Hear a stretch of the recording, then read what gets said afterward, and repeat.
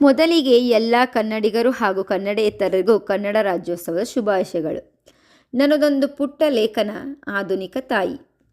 ಆಧುನಿಕ ತಾಯಿ, ಏನಪ್ಪ ಇದು ಆಧುನಿಕ ತಾಯಿ ಅಂತೀರಾ? ತಾಯಿ ಅಂದರೆ ತಾಯಿನೇ, ಅದೇನು ಆಧುನಿಕ ತಾಯಿ ಅಂತ ಯೋಚನೆ ಮಾಡ್ತಾ ಇದ್ದೀರಾ?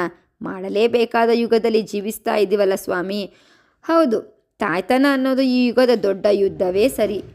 ಈ ಯುದ್ಧದಲ್ಲಿ ಗೆದ್ದು ಬೀಗಿದವರಿಗಿಂತ ಸೋತು ಸುಣ್ಣಾದವರೇ ಹೆಚ್ಚು.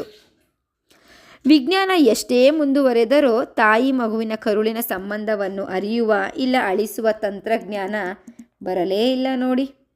ಒಮ್ಮೆ ನಾನು ಅಜ್ಜನ ಮನೆಗೆಂದು ಹೋದಾಗ ನನ್ನಜ್ಜಿ ಅಂದ್ಲು, ಏನೇ ತಾಯಿ, ಒಂದು ಮಗು ಹಡಿಯೋಕ್ಕೆ ಇಷ್ಟು ತ್ರಾಸು ಮಾಡಿಕೊಂಡ್ರೆ ಹೇಗೆ? ನಾವು 10 ಹಡಿತಿದ್ವಲ್ಲ ಅಂತ.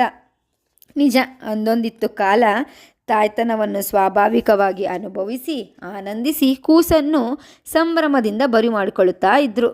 ನವಮಾಸ ಕಂದನನ್ನು ಹೊತ್ತು ಜನ್ಮಕ್ಕಾಗೋಷ್ಟು ನೋವನ್ನು ಅನುಭವಿಸಿ ನಗುತ್ತಲೇ ಮಗುವನ್ನು ಭೂಮಿಗೆ ತರುತ್ತಿದ್ದಳು. ಅವಳೇ ಮಹಾತಾಯಿ. ಅದು ತಾಯಿಯ ಪರಿಪೂರ್ಣ ಬದುಕಿನ ಅರ್ಥವೂ ಆಗಿತ್ತು.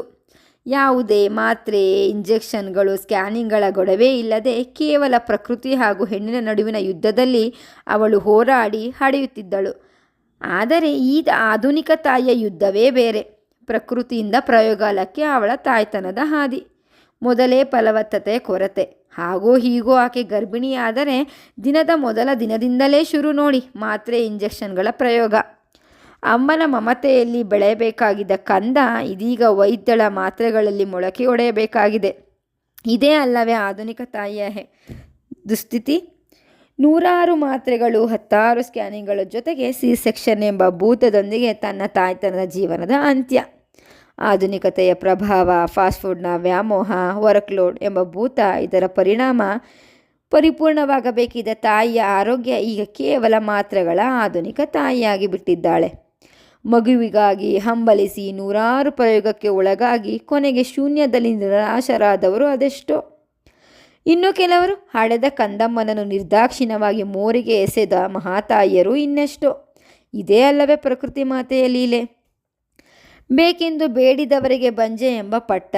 ಕೇವಲ ಕ್ಷಣಿಕ ಸುಖಕ್ಕೆ ಮರುಳಾಗಿ ಬೇಡದ ಗರ್ಭವನ್ನು ನಿರ್ದಾಕ್ಷಿಣ್ಯವಾಗಿ ಕೊಲ್ಲುವವರು ಇನ್ನೆಷ್ಟೋ. ವೇಗವಾಗಿ ಸಾಗುವ ಮೆಟ್ರೋ ರೈಲಿನಂತೆ ಮನುಷ್ಯನ ಜೀವನವೂ ಕೂಡ ವೇಗವಾಗಿ ಆರಂಭವಾಗಿ ಅಷ್ಟೇ ವೇಗವಾಗಿ ಕಣ್ಮರೆಯಾಗುತ್ತದೆ. ನನ್ನದೊಂದು ಸಣ್ಣ ಕಳಕಳಿ, ದಯವಿಟ್ಟು ನಿಮ್ಮ ಸ್ವಾರ್ಥಕ್ಕೆ, ನಿಮ್ಮ ಕ್ಷಣಿಕ ಸುಖಕ್ಕೆ ಜಗತ್ತನ್ನೇ ನೋಡದ ಪುಟ್ಟ ಕಂದಮ್ಮಗಳನ್ನು ಕೊಲ್ಲದಿರಿ. ನೀವು ಎಸೆದ ಮಾಂಸದ ಮುದ್ದೆ ಎಷ್ಟೋ ತಾಯಂದಿರ ಜೀವಮಾನದ ಹೋರಾಟವಾಗಿರುತ್ತದೆ. ದಯವಿಟ್ಟು ಭ್ರೂಣ ಹತ್ಯೆ ಮಾಡಬೇಡಿ.